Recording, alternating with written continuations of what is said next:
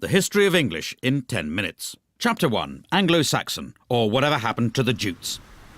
The English language begins with the phrase, "Up yours, Caesar," as the Romans leave Britain, and a lot of Germanic tribes start flooding in. Tribes such as the Angles and the Saxons, who together gave us the term Anglo-Saxon, and the Jutes, who didn't.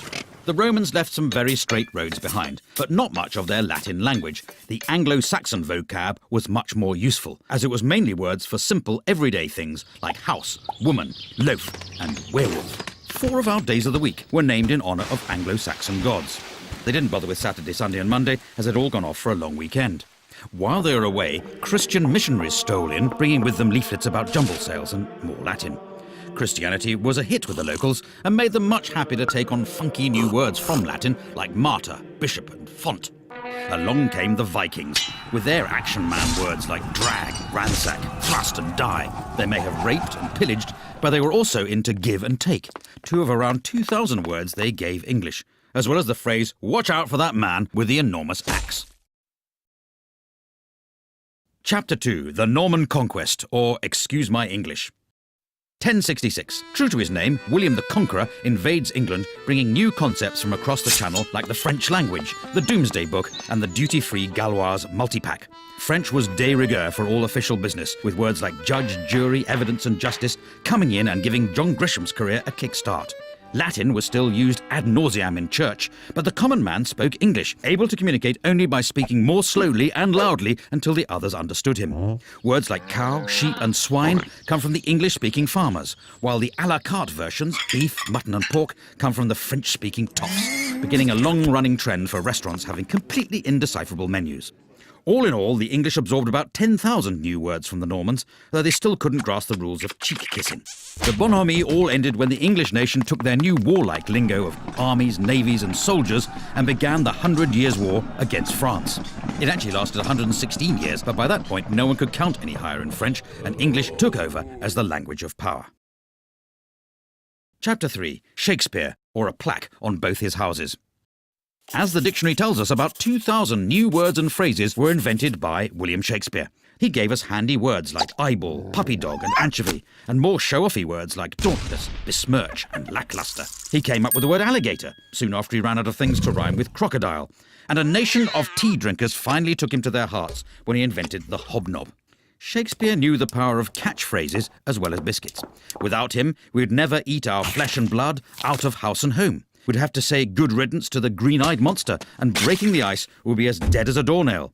If you tried to get your money's worth, you'd be given short shrift, and anyone who laid it on with a trowel could be hoisted with his own petard. Of course, it's possible other people used these words first, but the dictionary writers liked looking them up in Shakespeare because there was more cross-dressing and people poking each other's eyes out. Shakespeare's poetry showed the world that English was a rich, vibrant language with limitless expressive and emotional power, and he still had time to open all those tea rooms in Stratford.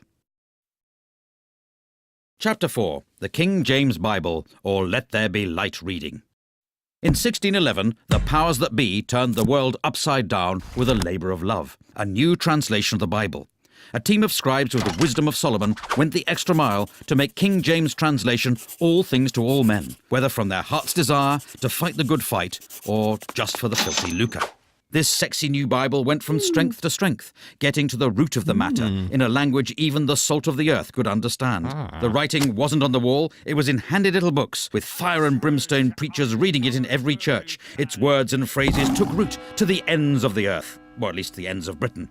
The King James Bible is the book that taught us that a leopard can't change its spots, that a bird in the hand is worth 2 in the bush, that a wolf in sheep's clothing is harder to spot than you would imagine, and how annoying it is to have a fly in your ointment. In fact, just as Jonathan begat Meribal, and Meribal begat Micah, the King James Bible begat a whole glossary of metaphor and morality that still shapes the way English is spoken today. Amen. Chapter 5. The English of Science, or How to Speak with Gravity.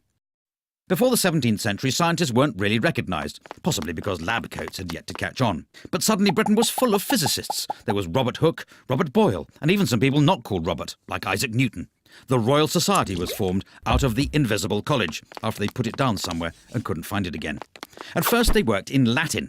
After sitting through Newton's story about the pomum falling to the terra from the arbor for the umpteenth time, the bright sparks realised they all spoke English and they could transform our understanding of the universe much quicker by talking in their own language. But science was discovering things faster than they could name them. Words like acid, gravity, electricity and pendulum had to be invented just to stop their meetings turning into an endless game of charades. Like teenage boys, the scientists suddenly became aware of the human body, coining new words like cardiac and tonsil, ovary and sternum. And the invention of penis and vagina made sex education classes a bit easier to follow, though clitoris was still a source of confusion. Chapter 6. English and Empire, or the sun never sets on the English language. With English making its name as the language of science, the Bible and Shakespeare, Britain decided to take it on tour, asking only for land, wealth, natural resources, total obedience to the crown and a few local words in return. They went to the Caribbean looking for gold and a chance to really unwind, discovering the barbecue, the canoe and a pretty good recipe for rum punch. They also brought back the word cannibal to make their trip sound more exciting. In India, there was something for everyone. Yoga to help you stay in shape while pretending to be spiritual. If that didn't work, there was the cummerbund to hide the paunch. And if you couldn't even make it up the stairs without turning crimson, they had the bungalow. Meanwhile, in Africa, they picked up words like voodoo and zombie, kicking off the teen horror film. From Australia, English took the words nugget, boomerang and walkabout, and in fact the whole concept of chain pubs. All in all, between toppling Napoleon and the First World War, the British Empire gobbled up around 10 million square miles, 400 million people and nearly 100,000 gin and tonics, leaving new varieties of English to develop all over the globe. Chapter 7. The Age of the Dictionary, or the Definition of a Hopeless Task.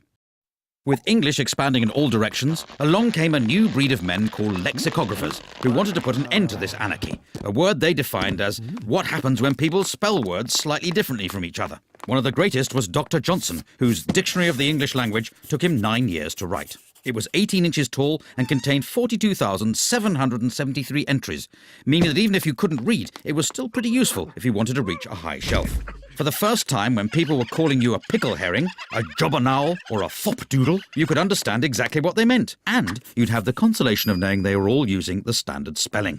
Try as he might to stop them, words kept being invented, and in 1857 a new book was started that would become the Oxford English Dictionary. It took another 70 years to be finished after the first editor resigned to be an archbishop. The second died of TB, and the third was so boring that half his volunteers quit, and one of them ended up in an asylum. It eventually appeared in 1928, and it's continued to be revised ever since, proving the whole idea you can stop people making up words is complete snuff bumble. Chapter 8. American English, or not English, but somewhere in the ballpark. From the moment Brits first landed in America, they needed names for all the new plants and animals, so they borrowed words like raccoon, squash and moose from the Native Americans, as well as most of their territory. Waves of immigrants fed America's hunger for words. The Dutch came sharing coleslaw and cookies, probably as a result of their relaxed attitude to drugs. Later, the Germans arrived selling pretzels from delicatessens, and the Italians arrived with their pizza, their pasta and their mafia, just like Mama used to make. America spread a new language of capitalism, getting everyone worried about the break-even and the bottom line, whether they were blue chip or white collar. The commuter needed a whole new system of freeways, subways and parking lots, and quickly, before words like merger and downsizing could be invented. American English drifted back across the pond as Brits got the hang of their cool movies and their groovy jazz. There were even some old forgotten English words that lived on in America, so they carried on using fall, faucets, diapers and candy, while the Brits moved on to autumn, taps, nappies and NHS dental care. Chapter 9. Internet English, or language reverts to type. In 1972, the first email was sent. Soon the internet arrived, a free global space to share information, ideas and amusing pictures of cats. Before the internet, English changed through people speaking it, but the net brought typing back into fashion and hundreds of cases of repetitive strain injury. Nobody had ever had to download anything before, let alone use a toolbar, and the only time someone set up a firewall, it ended with a massive insurance claim and a huge pile of charred wallpaper. Conversations were getting shorter than the average attention span. Why bother writing a sentence when an abbreviation would do and leave you more time to blog, poke and reboot when your hard drive crashed? In my humble opinion, became IMHO. By the way, became BTW, and if we're honest that life-threatening accident was pretty hilarious, simply became fail. Some changes even passed into spoken English. For your information, people frequently ask questions like, how can LOL mean laugh out loud and lots of love? But if you're going to complain about that, then UG2BK. Chapter 10. Global English, or whose language is it anyway? In the 1500 years since the Romans left Britain, English has shown a unique ability to absorb, evolve, invade, and if we're honest, steal. After foreign settlers got it started, it grew into a fully fledged language all of its own, before leaving home and travelling the world, first via the high seas, then via the high-speed broadband connection, pilfering words from over 350 languages and establishing itself as a global institution.